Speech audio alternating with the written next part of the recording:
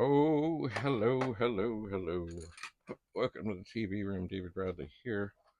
I've been back to the car, and here we have, indeed, a Commodore 64 of, you know, I don't know, made in Canada, SC209406. The screws, oh, there's one missing. There usually is. It's it's not bad in terms of cosmetics. Maybe a little yellowed. And has it been tested? No. Should I open it up before plugging it in? Of course. Am I going to? No. I just turned the power switch off. Because it's not good to plug in with the power switch on. And so, let's see. We'll pop this up here. We'll turn it on. Ah, okay. Well, this could be an earlier version. You know what? It's not as crisp and clean. The output is not where. Aha.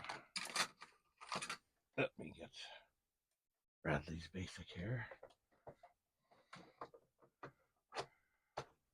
I'll put this cartridge in. We'll turn this on.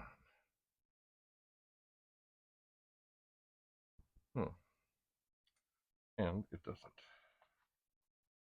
So there could be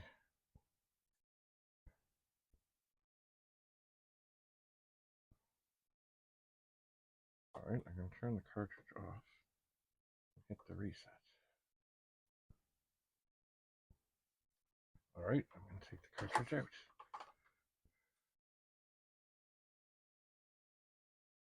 Okay, something has gone bad here. Oh, okay, this could be.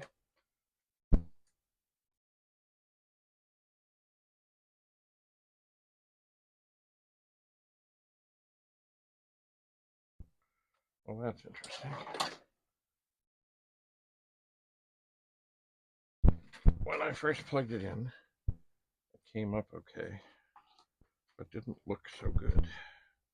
This could be a case of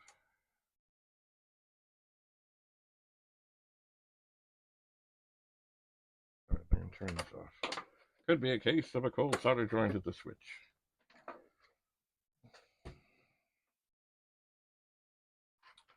So, but it did come up. That's encouraging.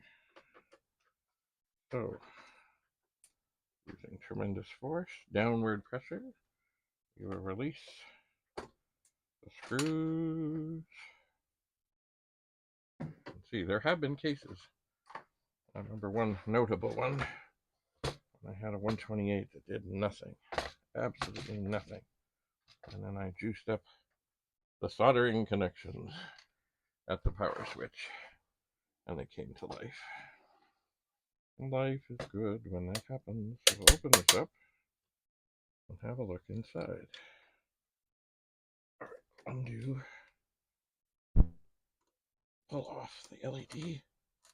Pull off the keyboard connection. And we have here a mixed bag of things. Indeed, we have a board. And some things are socketed, some things are not.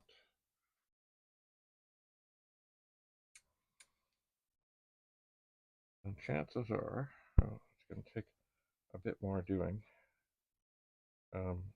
Sort of like every second chip is socketed. So the PLA chip is socketed, the 6510, the 901.277-02, and one of the 6526s, and I'm assuming that if I look under here, I'll find that the big chip is also done. But this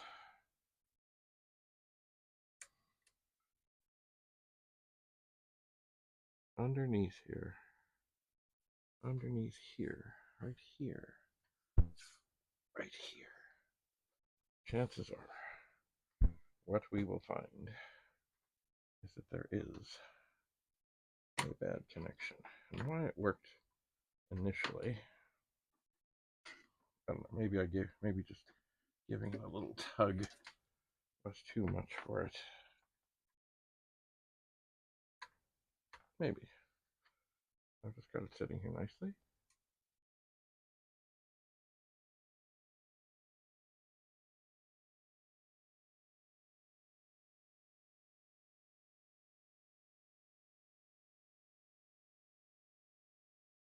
By moving it ever so slightly.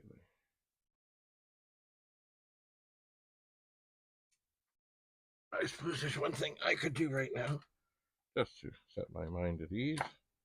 I can take the tester from Rudy, put it in here, and see that indeed this is reading 5.21, so it's still okay. Now, there's always a possibility that the chip went a little bonkers in the process of plugging this in, but I doubt it. All right, I'm going to try to just, yeah, you know what, I can feel it's funny the way it moves in there.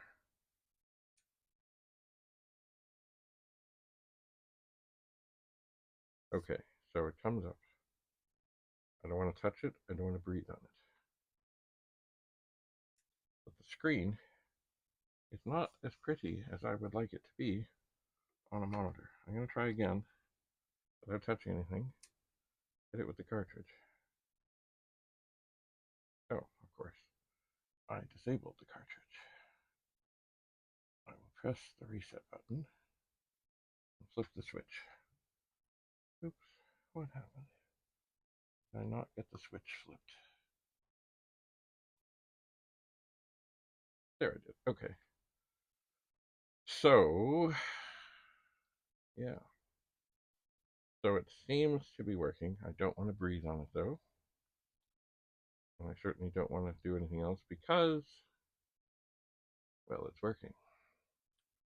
But I would bet that either that connector is wonky or underneath as what's called a cold solder joint. Yes, revenge is a dish best served cold.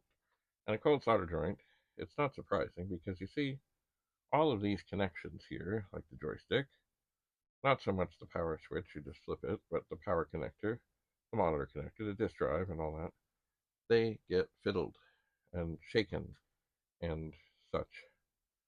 And if the, after who knows how many times the thing's being pulled in and pulled out and pulled in and pulled out and pulled in and pulled out, etc., sometimes solder just gets tired and it cracks. And that means sometimes it makes a good connection, sometimes it doesn't. So that could indeed be, it does seem to be a cold solder joint. But so it seems to be working. But once again, I've got to get my diagnostic things. But really, what I have to do now, and I'm just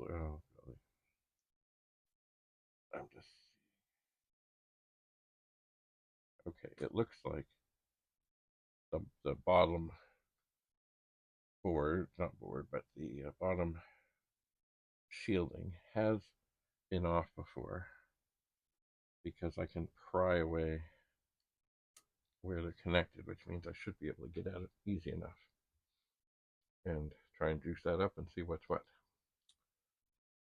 I should. Okay. So, time to reach down, down, down. Ugh. And get a vintage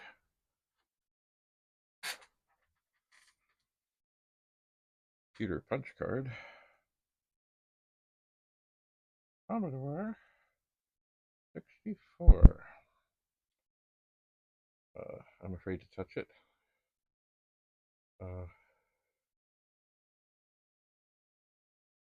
But works, but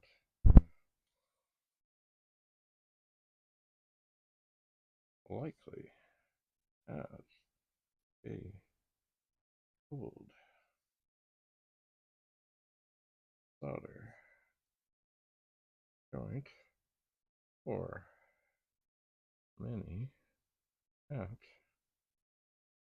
the power connector.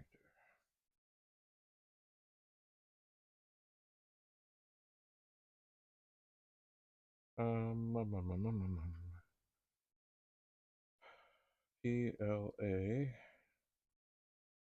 6510 6526 times 1 227 thick chip socket. In other words, it's not the best candidate to use as a test machine.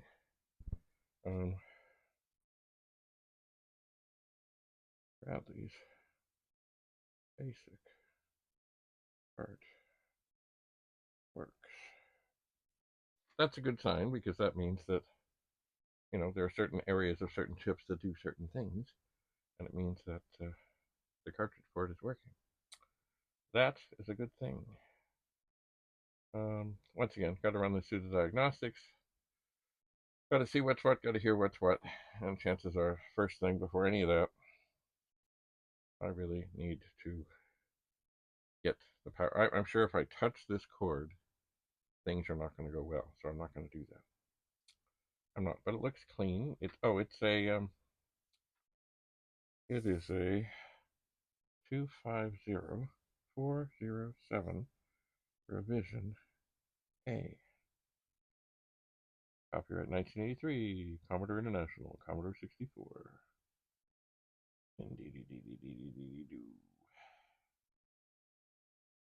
So, not bad looking. Works. And we'll do more testing once I get to the, I'm going to turn it off. I'm going to take this out. There it is. Da-da-da. Bradley's Basic by Matthew Desmond. And I'm going to get the serial number. Okay, serial number SC 209406. Canada.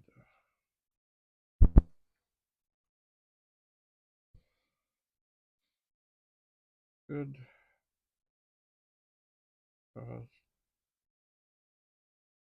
cosmetic shape.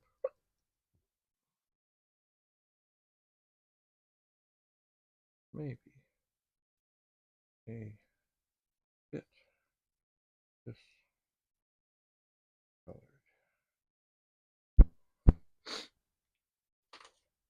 Oh, missing one piece. Screw. I don't know if the keyboard works, because I didn't get to test that. Alright, so, might as well pop that up here. Yeah, this thing is really not the best size, because I'd like to leave the serial number visible, but it doesn't really matter, because I've got the serial number written on the old punch card. Ta-da. So, more testing required, and certainly a little bit of soldering. And that means getting at the bottom of the board, which means all the screws have to come out, and the shield has to come off, and indeed, maybe, possibly, the shield won't go back on. We'll see. Oh, and the tabs are okay, unless I hear something snap. Ooh, when I do that, you never know. I think I'll put the screws in the ends.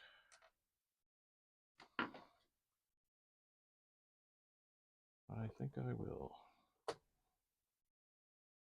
And this is all part of literally the carload of stuff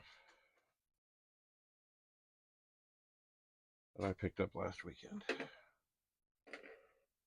And should I have done this? Oh, I don't know. I don't know. I try not to. But I say, Rudy needs to be on Facebook so he can stop me. All right.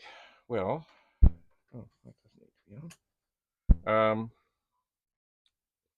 We'll see what else we get into.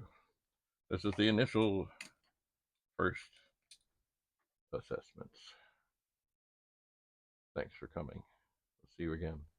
Bye for now.